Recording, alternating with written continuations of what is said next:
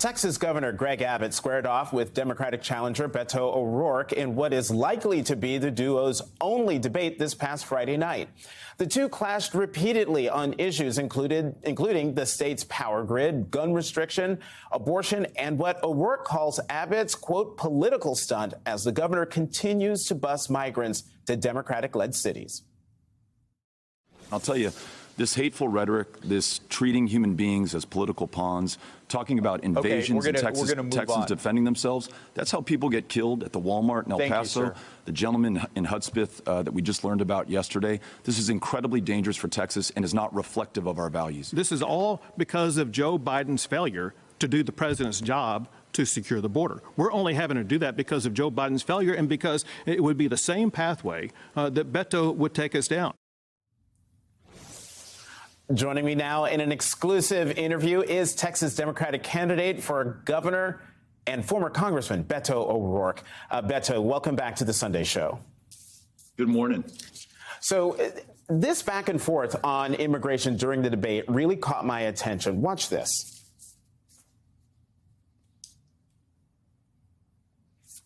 Do we not have it? It's the back and... Oh, it's a poll? Okay, well, originally we had the sound of you and the governor going back and forth over sort of the political stunt of him busing migrants to Democratic-led cities. I'm just getting you to talk more about that and why you're pushing so hard against Abbott on that issue. You know, this guy's been governor for 8 years, and this is where we are. Stunts like busing migrants to Chicago or D.C. or New York, or building literally 1.5 miles of border wall. None of that is going to do anything for anyone, much less address the fundamental problems that we have and the opportunity to seek real solutions, like a Texas-based guest worker program that would allow people to come here and work in jobs that no one born in Texas, or really anywhere in this country, are willing to do, give them a safe, legal, orderly path to come to this country and then to return to their own. This is something that Democrats, Republicans, independents alike can agree on. If we find that safe, legal, orderly path for those who want to work or join family or who come here to seek asylum because to return to their home country means certain death, not only do we live up to our values, we will be so much safer, so much more secure. We'll address issues of inflation and supply chain in the state of Texas, and will be so much better protected against anyone who seeks to do us harm, those who traffic in illegal drugs or those who smuggle human beings. So we need solutions and not stunts. That's an opportunity for Texans to vote for something far better going forward.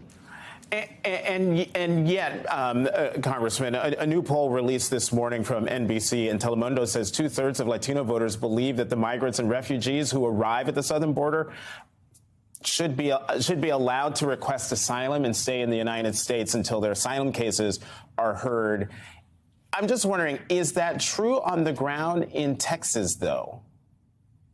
It is, but there's this other dynamic. If you're in Eagle Pass, if you're in Del Rio, the fact that we don't have a solution to this right now, the fact that those asylum seekers will wait up to 6 years for their cases to be adjudicated, very often forced to stay in refugee camps in Matamoros or Ciudad Juarez, this isn't working. And I don't condone, but I understand why some may not want to wait 6 years for their case to be adjudicated and may try to cross in between ports of entry. That disproportionately affects these border communities, and they expect us to come up with solutions. That won't be busing. That won't be a border wall. It means taking that 6-year adjudication wait time down to something like 6 months or 6 weeks. We need more judges. We need more administrators. We need more help. And certainly the Biden administration does need to do more, but the governor of the state of Texas could work with our federal partners to make sure that we have these solutions. And again, allows us to live up to our values, reduces some of that chaos that we see in places like Del Rio and Eagle Pass, and ensures that we know who is coming into this country. We're going to be so much stronger, safer, and more successful if we focus on solutions at the border. I want to move on to Uvalde. You've positioned yourself as an advocate for the families of Uvalde and gun safety laws as a result of that shooting. You released this ad last night. Let's watch. Maite wanted to be a marine biologist. She wore green Converse with the heart drawn on the right toe. Those shoes ended up being one way to identify her body in that classroom. I never want another family to go through this. Greg Abbott has done nothing to stop the next shooting. No laws passed. Nothing to keep kids safe in school. So I'm voting Beto for Maite.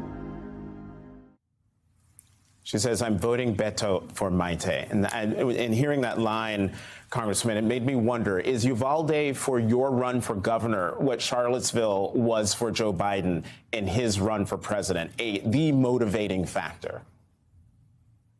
Jonathan, the fact that it's been nearly 19 weeks since those 19 children, including Maite, were taken from us. There are two teachers who heroically were willing to sacrifice themselves to try to save the lives of those children that they'd already done so much for. Nearly 19 weeks, and not a single thing has been done by Greg Abbott to make it any less likely that any other child in this state will meet that same fate. We haven't raised the age of purchase for an AR-15. We don't have a red flag law. We don't even have universal background checks in the state of Texas.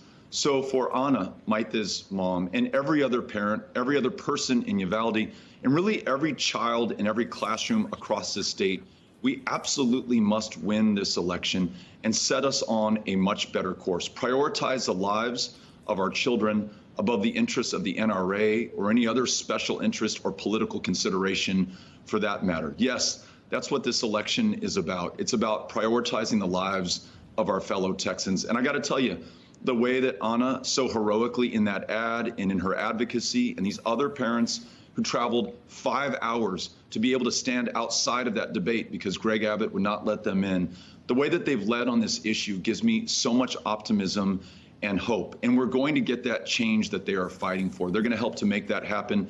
The voters of Texas are going to respond, and we're going to win on the night of November 8th. And we have less than a minute left, Congressman. Recent polling has you behind, despite your optimism, behind Governor Abbott by 7 points. How are you going to close that gap? In the closing days of this race, as every Texan knows that Abbott signed the most extreme abortion bill in the country, no exception for rape or incest. It begins at conception. That we have more school shootings than in any other state because these kids are defenseless, not just against people with AR-15s, but a governor who will do nothing. Inflation going through the roof, and Abbott is the single greatest driver of it. People are going to vote for change. My job, my opportunity over these next 37 days is to make that case to each and every single Texan, and you better believe that we will. Beto O'Rourke, candidate for governor of Texas, thank you very much for coming back to the Sunday Show. We should let you know we reached out to the campaign of Governor Abbott and have not heard back.